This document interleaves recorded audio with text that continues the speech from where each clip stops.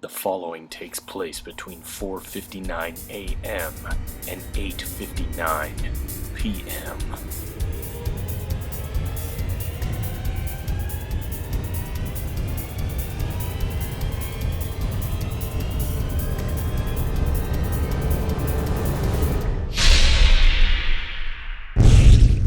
Alright, here we go. Wednesday morning. We've got back. I barely made it here in time because my alarm didn't go off, so I couldn't even procrastinate with the snooze button.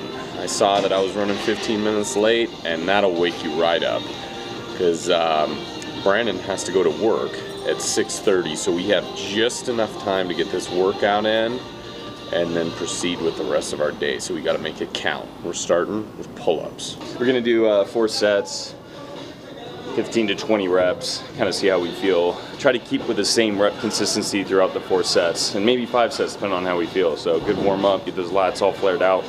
Yeah, we did arms yesterday, and now we're doing back. So how do you incorporate the back without using too much of the biceps, especially if your biceps are sore? Well, we do a pronated grip, and we do wide. So this is really going to help incorporate more of the back and less of the biceps. The biceps are always going to be a secondary muscle group, but in our case, we really try to work on shoulder mobility and really pull with the shoulders and get a nice contraction, pulling in the shoulder blades, get a good squeeze, and that's going to help incorporate more of the back and lessen those biceps. Seated close grip rows, 4 sets, 12, 10, 8, 8. We're doing the close grip.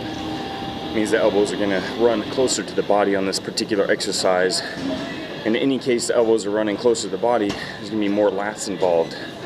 So as the elbows raise, so let's say if we did a seated row with a wide grip, the elbows are going to come away from the body, and that's going to incorporate the lats, but also the upper back as well.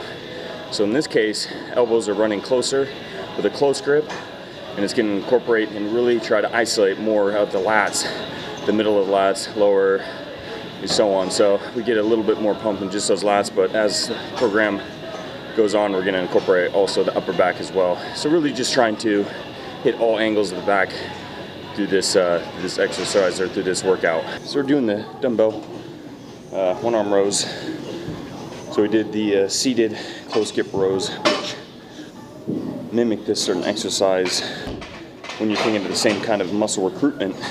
But this one is isolating one side and then the next, more of a unilateral exercise. That way we can really try to pinpoint any kind of weaknesses in the body. So if one side's weaker than the other, you can try to step it up or do a few extra reps, try to gain that strength. Seems like pretty even so far, so it's good. But this is a good exercise. You get that nice full stretch at the bottom, and then you get that full contraction at the top. Quick tip for a lot of people doing bent over rows, you'll see they'll use their leg to pop up the weight. So the knee bends, they kind of pop it up. Keep the leg flexed, but stationary. Same with the hips. You don't want to get too much movement in the hips. You just want it in the lat and the shoulder joint and the elbow joint. So it's all in the muscle.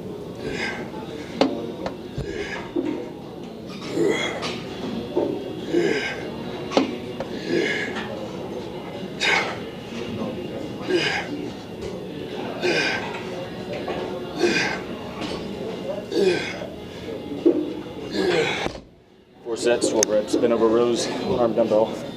If you want that buff dude size meat shield on that posterior part of your body, yeah, I'm talking about the back, then you're going to incorporate straight arm pull downs. This is an isolation exercise that's really going to target those lats. We're doing 4 sets of this between 12 to 10 reps.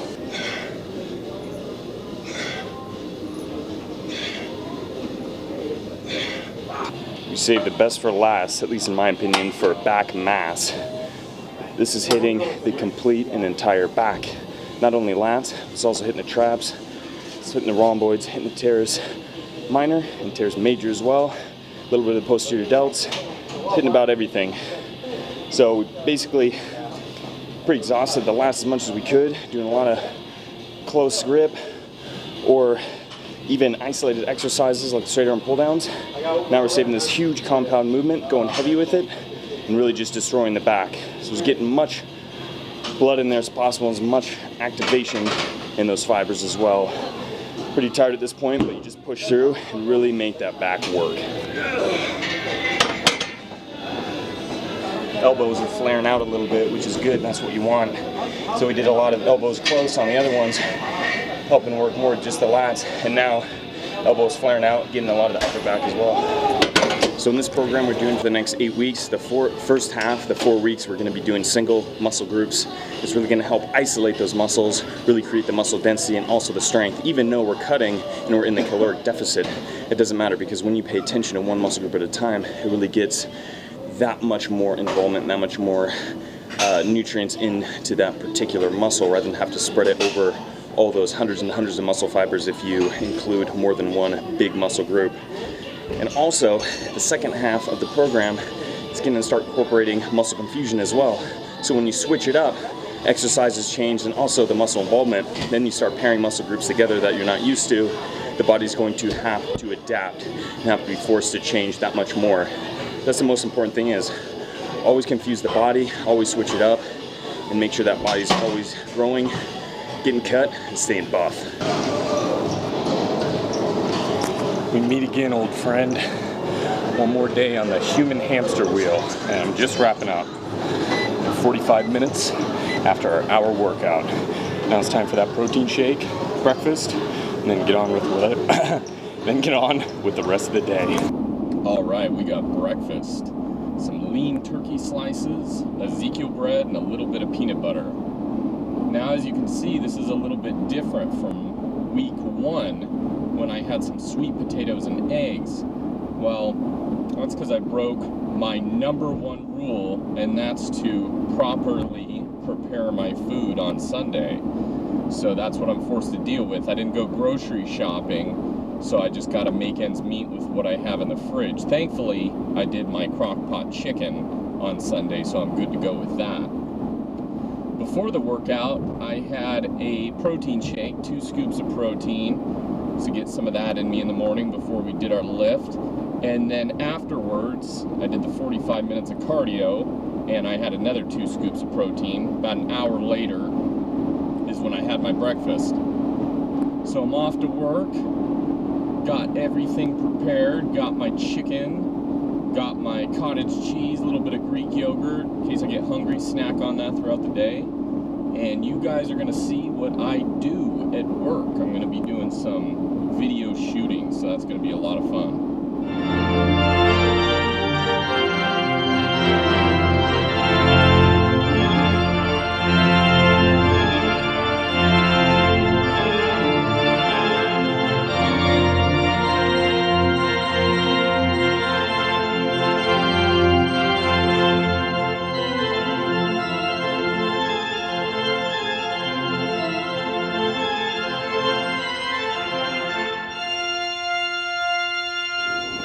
Alright, having lunch.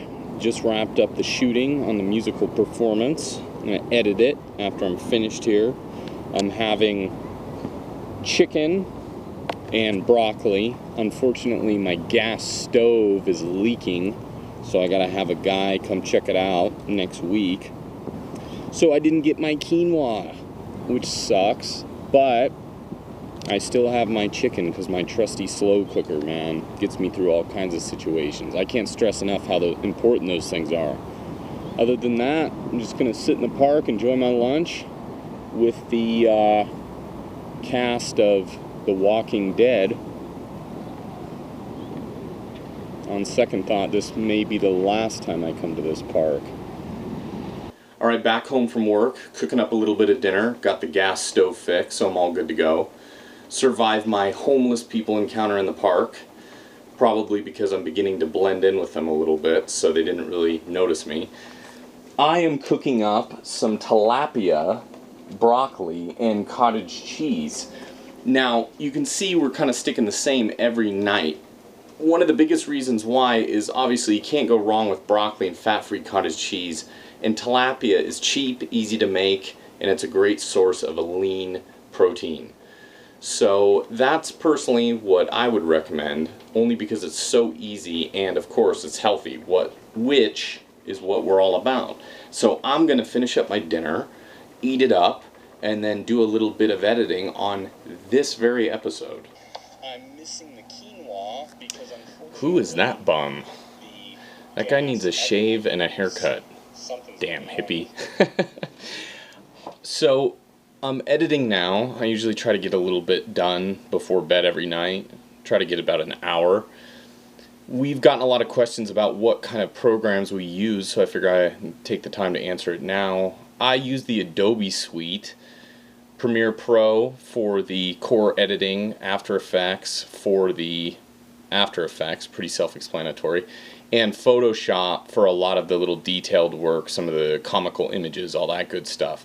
So I find that suite's really good for me. I've used Final Cut Pro, I've used Sony Vegas. They're all great, but it's just kind of what you get used to and what you find yourself leaning towards, and I myself prefer Adobe only because all their programs work so well together.